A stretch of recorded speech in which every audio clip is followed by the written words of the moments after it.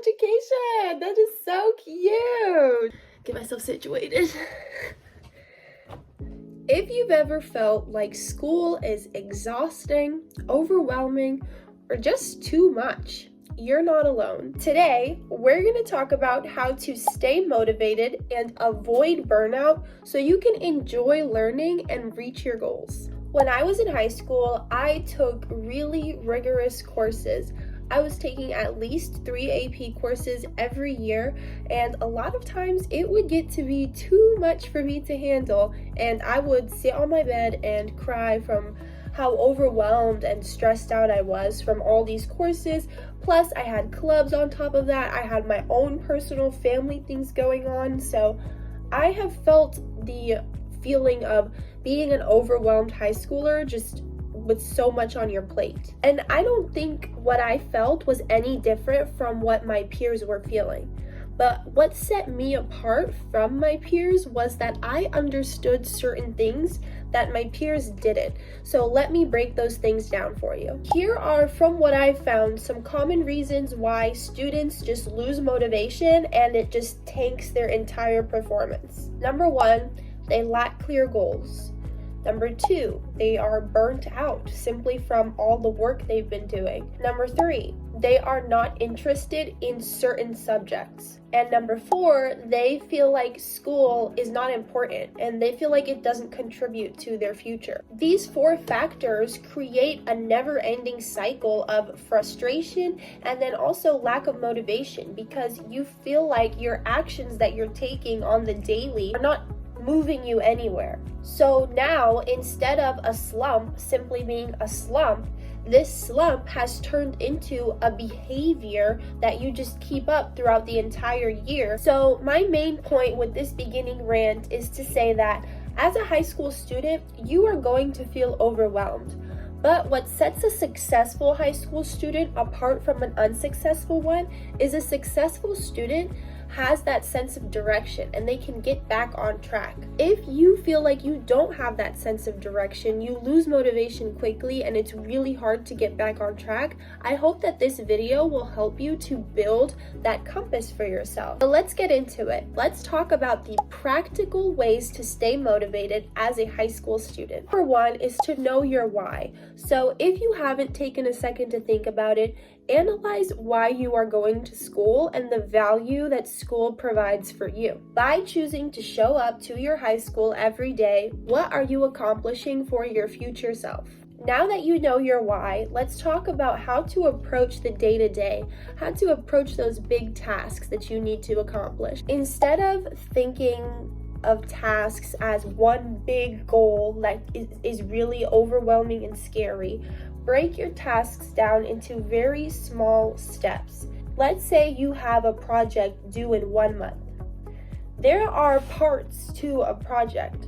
Instead of saying to yourself, finish this project in 1 month, say to yourself, make the outline by next week. Edit and make the final draft by the following week. These goals sound a lot more doable. These goals are small and actionable, not super scary.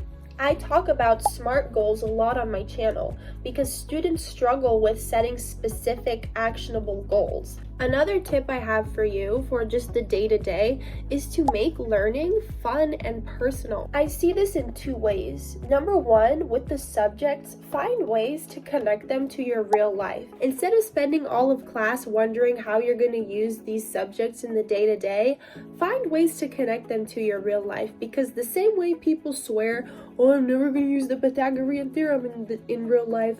Okay, but critical thinking and logic are very necessary skills. So that's a way to make the actual subjects fun and personal. But also on another end, when you go to school, find ways to make your experience fun. Make friends, connect with your peers, connect with your teachers, your principals, your counselors. Get to know the environment that you're in, because at the end of the day, whether or not you have a good day at school and you enjoy it is your choice. And piggybacking off of that, that takes us into number 3, which is to use external accountability. What this means is set a goal with a friend, study with a friend, Tell your goal to someone so they can help to keep you accountable. If you're not one to tell people your goals, write your goal down on a piece of paper and hang it up on your room so you can see it and you have something outside of yourself to hold yourself accountable and make sure you actually get stuff done. Number 4, take good care of yourself. What you do on your own time affects the way you perform at school. If you got 2 hours of sleep, are running off a Red Bull energy and a donut, you didn't brush your teeth, your hair is disheveled, what tone does that set for your school day? Not a good one. So make sure that you are pouring into yourself as well. Eat balanced meals, get enough sleep, drink enough water, fix your hair, brush your teeth, wash your face, take care of yourself and your body. Also, get some exercise, a bike ride, a walk around the neighborhood. Doesn't have to be anything super intense, but any type of daily movement is going to be great for your mood and your focus. And tip number 5, this one to me is a really big game changer. Avoid the all or nothing mindset. And let me tell you more about what this means. The all or nothing mindset is a mindset where you tell yourself, if I don't do something perfectly, then I may as well have not done it at all. In order to enjoy the learning process, you need to prioritize progress over perfection. Getting in a 15-minute study session is better than doing 0 minutes. So when it comes time, when you have that thought, oh, I have like 20 minutes to spare, should I study? And that other voice is like, nah, 20 minutes, that's not enough time. You may as well just goof off on your phone. That is wrong. So again, progress over perfection. Those were the 5 tips on how to stay motivated. Now let's talk about recognizing the signs of burnout and some practical ways to prevent it from happening in the first place. Number 1, know the signs of burnout. Fatigue, loss of interest, irritability. In order to prevent ourselves from getting to this point, we need to set boundaries. This takes me to my second point. Set good boundaries, meaning don't overcommit to too many activities. Focus on your most important activities and commit to those. Don't stretch yourself too thin. And number 3, when it's time to take a break, take a real break.